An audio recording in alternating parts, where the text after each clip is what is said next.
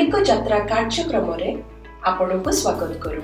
आसंतु आमे पालक प्रेमासी सम्मान को द्वारा लिखित आजिर डिवोशन विषय रे चर्चा करिबा।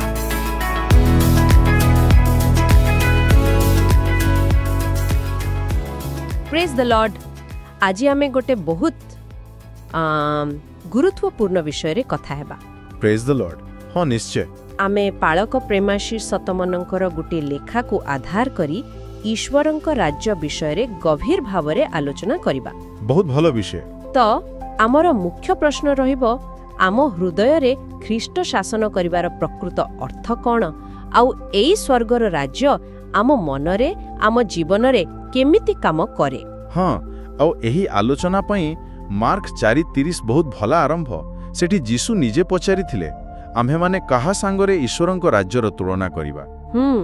सेटा प्रकृत रे चिंता करिबा भली प्रश्न एकदम। तेबे आमे जदि साधारण भावे देखिबा राज्य कहिले तो गोटे जागा बुझाए जोठी जड़े राजा थांते शासन करंती। हाँ सेटा मूल अर्थ। परमेश्वरंक क्षेत्र रे एहार माने बहुत बड़ पूरा सृष्टि बोधे जेमिति गीत संगीता 103:19 रे अछि तांक राज्य सबु उपरे कर्तृत्व करे। हाँ सेटा गोटे व्यापक अर्थ, किंतु पालक सतमनंकर लेखा जेमती कहूची बाइबल रे एहार गोटे आहुरी निर्दिष्ट दिग अछि। अच्छा केमिति? माने एहा प्रायतः परमेश्वरंकर सेही शासन को बुझाए जहाँ सेही लोकंको उपरे लागू हुए जो माने निजको तांको ठारे देई दियंती, समर्पण करंती। ओहो। विशेष करी एहा ख्रीष्टन को बुझाए जी आम हृदय भितरे रहंती आउ शासन करंती। अच्छा बुझिली। तेबे आमे जेतेबेले प्रभुंक प्रार्थना रे कहू तुम्भरा राज्य आसु ताहार माने आमे चाहूचु जे परमेश्वरंकर शासन सबु लोकंक हृदय रे आसु विस्तार हो। एया तो हाँ सेटा गोटे मुख्य अर्थ निश्चय, किंतु एहार आउ गोटे दिग भी अछि। आउ गोटे दिग? हाँ एटा केवल वर्तमान आम हृदय रे तांकर शासन पय प्रार्थना नुहे, एहा भविष्यत पय भी। भविष्यत माने? माने जेतेबेले ख्रीष्ट पुणी आसीबे तांको द्वितीय आगमन रे सेतेबेले पृथ्वी रे तांकर गोटे भौतिक राज्य स्थापन हेबो। प्रकाशित वाक्य रे ए विषय रे अछि। ओहो अच्छा। तो एही प्रार्थना सेही संपूर्ण प्रतिष्ठा को भी सूचाए। पालक सतमन एही दुईटा कथा को भल भाबे बुझैचंती। ए पार्थक्यटा जानिबा बहुत जरूरी, कारण मने हुए जीसुंक समय रे जिहुदी माने एठी टिके भूल बुझिथिले। हाँ निश्चय।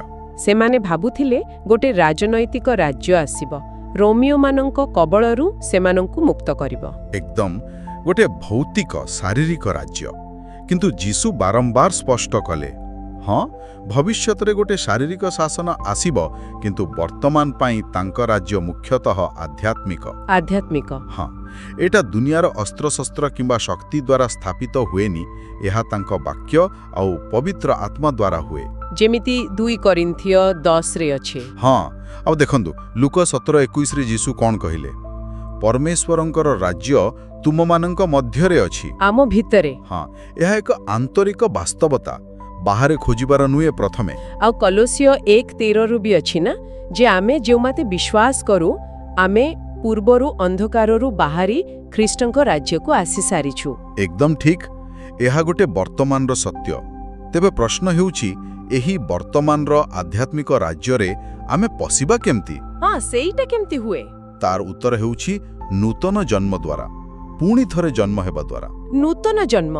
हाँ पालक सतमनंकर कहिबा अनुसारे एईटा केवल गोटे धार्मिक शब्द नुहे, एहा हृदयर गोटे प्रकृत परिवर्तन, जोठी जणे सतरे ख्रीष्टंकु निज जीवनर राजा बोली माने निए आउ तांको शासन को स्वीकार करे। हाँ निजको संपूर्ण समर्पण करे, आउ एहा द्वारा ही हमको अनेक आशीर्वाद मिले। एईटा को बुझिबा पाई बोधे आमे गोटे सरकार रो उदाहरण नै परिबा। कोंतु जेमिति गोटे देशर पूरा अंचल थाए, सेईटा हैला परमेश्वरंकर समस्त सृष्टि, किंतु सरकार रो मुख्य संपर्क काहा सहित थाए? नागरिक मानक सहित। हाँ जो माने स्वेच्छारे से देशर नियम मानंती, सरकार को स्वीकार करंती। बहुत भल उदाहरण। सेही परि परमेश्वरंकर राज्य एटा जोर जबरदस्ती विस्तार हुएनी। अच्छा लोक माने जेतेबेले नुआ जन्म पांती, ख्रीष्टंकु निज हृदयर राजा भावे ग्रहण करंती, सेतेबेले सेमाने ए राज्यर नागरिक होंती, तांको जीवन रे से राज्य स्थापित हुए।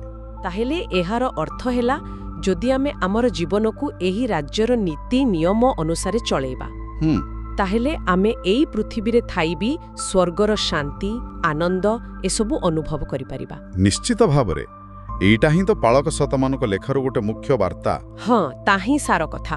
ଆମେ ଯାହାକୁ ଆଧ୍ୟାତ୍ମିକ ସତ୍ୟ ବୋଲି ମାନୁଛୁ ସେଇଟା ଯେମିତି ଆମ ପ୍ରତିଦିନର ଜୀବନରେ ଦେଖାଯାଏ, ଆମ କାମରେ, ଆମ କଥାବାର୍ତ୍ତାରେ ପ୍ରତିଫଳିତ ହେବା ଦରକାର। ହଁ, ସେଥିପାଇଁ ପ୍ରାର୍ଥନା କରିବା ଦରକାର ଯେ ଆମ ଜୀବନ ପୂରାପୂରି ପରମେଶ୍ୱରଙ୍କ ଇଚ୍ଛା ସହିତ ମିଶିଯାଉ। ତେବେ ଯଦି ଆମେ ସଂକ୍ଷେପରେ କହିବା, ପରମେଶ୍ୱରଙ୍କର ରାଜ୍ୟ ମୁଖ୍ୟତଃ ଏକ ବର୍ତ୍ତମାନର ଆଧ୍ୟାତ୍ମିକ ସତ୍ୟ, ଯେଉଁଠି ଖ୍ରୀଷ୍ଟ ଆମ ହୃଦୟରେ, ବିଶ୍ୱାସୀଙ୍କ ହୃଦୟରେ ରାଜା ହୋଇ ଶାସନ କରନ୍ତି। ହଁ, ଆଉ ଏହା ଆମ ପାଇଁ ଗୋଟେ ଗଭୀର ଚିନ୍ତା ଛାଡ଼ି ଯାଉଛି।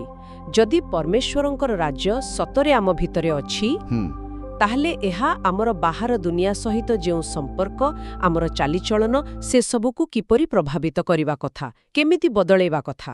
ଏହା ଏକ ବଡ଼ ପ୍ରଶ୍ନ।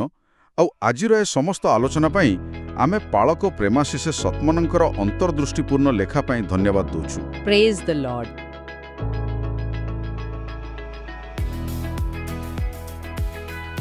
ଆଜି ଆତ୍ମିକ ଯାତ୍ରା କାର୍ଯ୍ୟକ୍ରମରେ ଯୋଗ ଦେବା ପାଇଁ ଧନ୍ୟବାଦ, ଯେଉଁଠି ଆମେ ପ୍ରତିଦିନ ପରମେଶ୍ୱରଙ୍କ ବାକ୍ୟ ଆଲୋଚନା କରୁଅଛୁ। ଯଦି ଏହି କାର୍ଯ୍ୟକ୍ରମ ଆପଣଙ୍କୁ ଆଶୀର୍ବାଦ ଦେଇଅଛି, ତେବେ ଏହାକୁ ଆପଣ ଫ୍ୟାମିଲି ଆଉ ଫ୍ରେଣ୍ଡସ୍ ହ୍ୱାଟ୍ସଆପ୍ ଗ୍ରୁପରେ ସେୟାର କରନ୍ତୁ। ଆସନ୍ତାକାଲି ପୁଣି ଦେଖା ହେବା। ଧନ୍ୟବାଦ।